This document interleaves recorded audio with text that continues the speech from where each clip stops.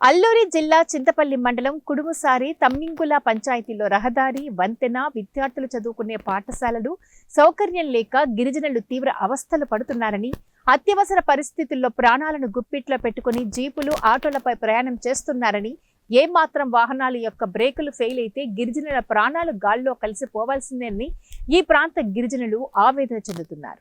ప్రభుత్వం వెంటనే స్పందించి రహదారులు వేసి బ్రిడ్జి కట్టించి విద్యార్థులు చదువుకొని పాఠశాల భవనాలు మంజూరు చేయాలని కుడుముసారి పంచాయతీ ఆగూరు చంద్రారావు కోరుతున్నారు.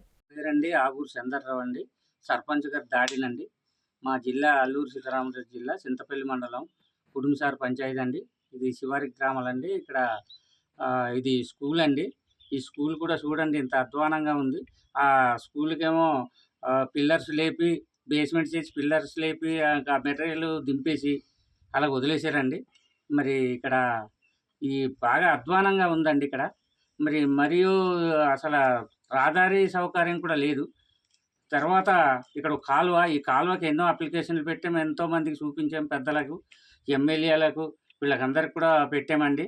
ఎవరు మరి మేమున్నామా, మా గవర్నమెంట్ ఉందా లేదా అని మేము అనుకుంటున్నాం.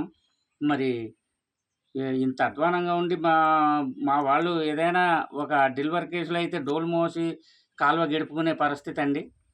మరి ఇలాగుంది. దీనికి మరి ప్రభుత్వం వాళ్ళు ఏం చేస్తున్నారో తెలియదు. మరి మా పక్క మరి ఏమైనా స్పందించి మరి దీన్ని ఇప్పటికైనా మేల్కొని మరి మా పేద ప్రజలకు ఏదో సౌకర్యము అందించే అవకాశాలు ఉన్నాయండి. మరి ఇలాగ మా బతుకులు ఇలా ఉన్నాయి.